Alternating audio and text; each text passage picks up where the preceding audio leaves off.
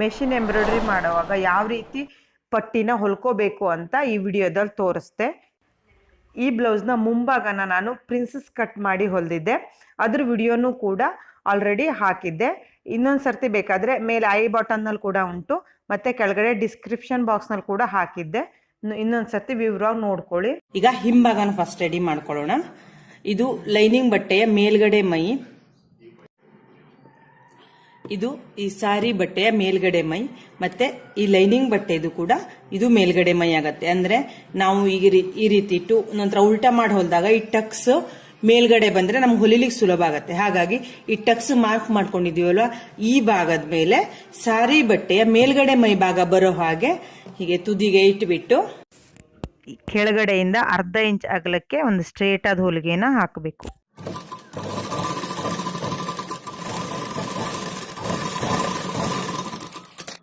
ನೋಡಿ, ಈಗ ಇಲ್ಲಿ ತುದಿ ಹೊಲ್ದಾಯ್ತಲ್ವ. ಈಗ ಲೈನಿಂಗ್ ಬಟ್ಟೆನ ಈ ರೀತಿ ತೆಗೆದ್ಬಿಟ್ಟು ಉಲ್ಟಾ ಮಡಚಬೇಕು.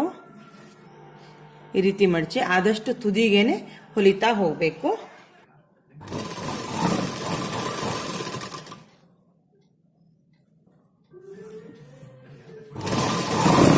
ಆದಷ್ಟು ತುದಿಗೆ ಈ ಹೊಲಿಗೆ ಬರಬೇಕು, ಆಗ ಸುಂದರವಾಗಿ ಕಾಣುತ್ತೆ. ನೋಡಿ, ಇಲ್ಲಿ ತುದಿಗೆ ಹೊಲಿಗೆ ಬಂತಲ್ವಾ, ನೋಡಿ ಈ ರೀತಿ ಆಯ್ತಲ್ವಾ. ಇಲ್ಲಿ ಕರೆಕ್ಟ್ ಆಗಿ ಇಲ್ಲಿ ಕೊರಳು ಹತ್ರಕ್ಕೆ ಸುತ್ತಲೂ ಅಲ್ಲಲ್ಲಿ ಟಾಚಿನಿನ ಹಾಕೋಬೇಕು.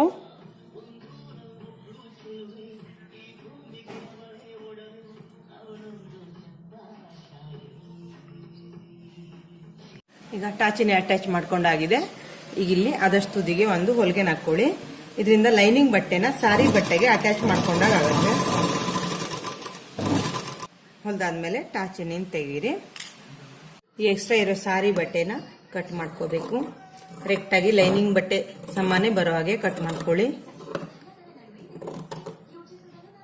ಈಗ ಇಲ್ಲಿ ಟಕ್ಸ್ ಮಾರ್ಕ್ ಮಾಡ್ಕೊಂಡಿದೀವಲ್ಲ ಅದನ್ನ ಹೊಲಿಯೋಣ.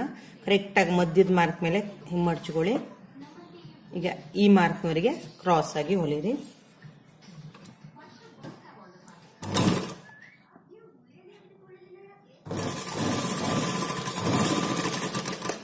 ಟಕ್ಸ್ಗೆ ಯಾವಾಗಲೂ 2 ಹೊಲಿಗೆನ ಹಾಕೋಬೇಕು. ಇದೇ ರೀತಿ ಈಗ ಈ ಕಡೆ ಭಾಗದ ಟಕ್ಸ್ ಅನ್ನು ಹೊಲ್ಕೊಳ್ಳಿ. ಈಗ ಈ ಲೈನಿಂಗ್ ಬಟ್ಟೆನ ಈ ರೀತಿ ಮಡಚಿಟ್ಕೊಂಡಿದ್ದೆ. ಕರೆಕ್ಟ್ ಆಗಿ ಇಲ್ಲಿ ಬ್ಲೌಸ್ ಹಿಂಭಾಗ ಮಡ್ಚಿದೀನಲ್ವಾ, ಈ ಭಾಗ ಇಲ್ಲಿ ಮಡ್ಚಿದ ಭಾಗಕ್ಕೆ ಸ್ಟ್ರೇಟ್ ಆಗಿ ಬರೋ ಹಾಗೆ ಇಟ್ಕೊಂಡ್ಬಿಟ್ಟು ಶೇಪ್ ಎಲ್ಲ ಕರೆಕ್ಟ್ ಆಗಿ ಹೀಗಿರ್ಬೇಕು.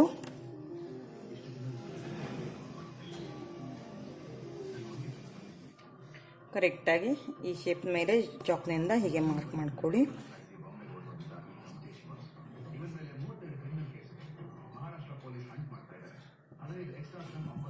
ಈಗ ಈ ರೀತಿ ಬಂತಲ್ವಾ.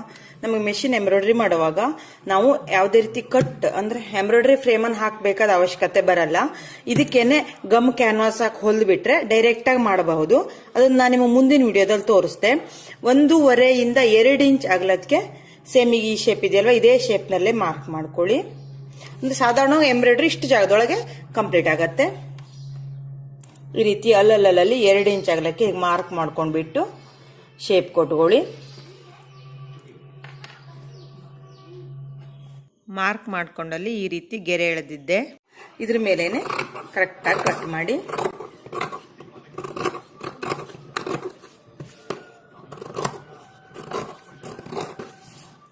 ಇಲ್ಲಿ ಮಧ್ಯದಲ್ಲಿ ಒಂದು ಕಟ್ ಮಾರ್ಕ್ ಮಾಡ್ಕೊಳ್ಳಿ. ನೋಡಿ, ಗಮ್ ಕ್ಯಾನ್ವಾಸ್ ಅನ್ನು ಇಟ್ಕೊಂಡಿದ್ದೆ. ಅದರಲ್ಲಿ ಶೈನಿಂಗ್ ಬರೋ ಭಾಗ ಹೀಗೆ ಮೇಲೆ ಇಟ್ಕೊಳ್ಳಿ. ಇದ್ರ ಮೇಲೆ ಈ ಲೈನಿಂಗ್ ಬಟ್ಟೆನ ಇಟ್ಕೊಂಡು ಒಂದಿಲ್ಲಿ ಇಸ್ತ್ರಿ ಮಾಡಿಬಿಟ್ರೆ ಈ ಲೈನಿಂಗ್ ಬಟ್ಟೆ ಕ್ಯಾನ್ವಾಸ್ಗೆ ಅಂಟ್ಕೊಳ್ಳುತ್ತೆ. ಇಸ್ತ್ರಿ ಮಾಡಿಬಿಟ್ಟು ಈ ರೀತಿ ಜಾಯಿಂಟ್ ಪಾಯಿಂಟ್ ಇದೆ. ಈಗ ಇಲ್ಲಿ ಎಕ್ಸ್ಟ್ರಾ ಕ್ಯಾನ್ವಾಸ್ ಇದೆಯಲ್ವಾ, ಅದನ್ನ ಕಟ್ ಮಾಡ್ಕೋಬಿಡಿ.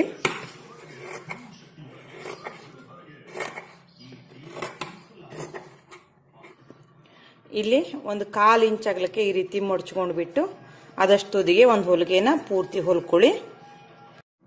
ನೋಡಿ, ಈ ರೀತಿ ಪೂರ್ತಿ ಹೊಲ್ದಿದ್ದೆ. ಈಗ ಕರೆಕ್ಟಾಗಿ ಹೀಗೆ ಮಡ್ಚಿಕೊಂಡು ಮಧ್ಯದ ಮಾರ್ಕ್ ಮಾಡ್ಕೊಳ್ಳಿ. ನೋಡಿ, ಇಲ್ಲಿ ಮಧ್ಯ ಮಾರ್ಕ್ ಐತಲ್ವಾ,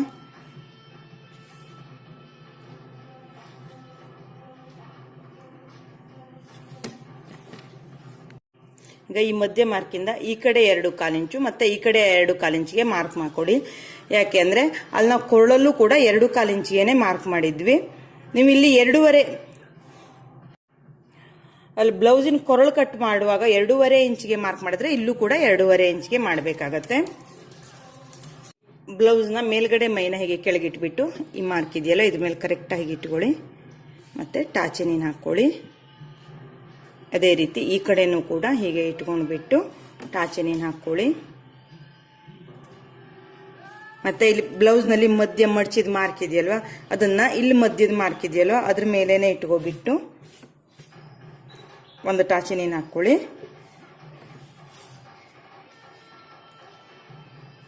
ಈಗ ಯಾವುದೇ ರೀತಿ ಸುಕ್ಕೆಲ್ಲ ಇಲ್ಲದೆ ಇರೋ ಹಾಗೆ ಕರೆಕ್ಟಾಗಿ ಹೀಗೆ ಇಟ್ಕೊಂಡ್ಬಿಟ್ಟು ಅಲ್ಲಲ್ಲಿ ಟಾಚೆನಿನ ಹಾಕೊಳ್ಳಿ.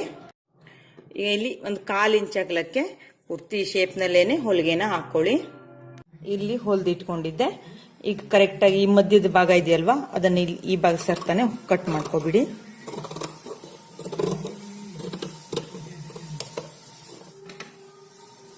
ಇಲ್ಲಿ ಕರು ಶೇಪ್ ಇದೆಯಲ್ವಾ ಅಲ್ಲಿ ಹೊಲಿಗೆ ಹೊಲ್ದ ಹತ್ತಿರದವರೆಗೆ ಈ ರೀತಿ ಕಟ್ ಮಾಡ್ಕೊಳ್ಳಿ. ಅಂದ್ರೆ ಈ ರೀತಿ ಅಲ್ಲಲ್ಲಿ ಕಟ್ ಮಾಡ್ಕೊಳ್ಳೋದ್ರಿಂದ ಶೇಪ್ ನೀಟಾಗಿ ಬರುತ್ತೆ. ನಿಧಾನವಾಗಿ ಅಂದ್ರೆ ಈ ಹೊಲ್ದಾಗಿದೆಯಲ್ವಾ ಇಲ್ಲಿ ಹೊಲಿಗೆನ ಕಟ್ ಮಾಡಬಾರ್ದು, ಅದ್ರ ಹತ್ತಿರದವರೆಗೆ ಕಟ್ ಮಾಡ್ಕೋಬೇಕು. ಈಗ ಈ ರೀತಿ ಮಾಡಿಕೊಂಡು ಕರೆಕ್ಟಾಗಿ ಮಧ್ಯೆ ಹೊಲ್ದಿದ್ದೀವಲ್ವಾ ಅಲ್ಲೇ ಫೋಲ್ಡ್ ಮಾಡಿಬಿಟ್ಟು ಆದಷ್ಟು ತುದಿಗೇನೆ ಒಂದು ಹೊಲಿಗೆನ ಹಾಕೋಬೇಕು. ಆದಷ್ಟು ತುದಿಗೇನೆ ಸ್ಟ್ರೇಟ್ ಆಗಿ ಹೊಲಿಬೇಕು. ಬೆನ್ನಿನ ಭಾಗ ಮತ್ತು ಪಟ್ಟಿ ಭಾಗನ ಕರೆಕ್ಟಾಗಿ ಹೊಲದಲ್ಲೇ ಮಡ್ಚಿಕೊಂಡು ಹೊಲಿಬೇಕು. ಈಗ ಮೆಷಿನ್ ಎಂಬ್ರಾಯ್ಡ್ರಿ ಮಾಡಲಿಕ್ಕೆ ಪೂರ್ತಿ ಬೆನ್ನಿನ ಭಾಗನ ಹೊಲ್ದಾಯಿತು.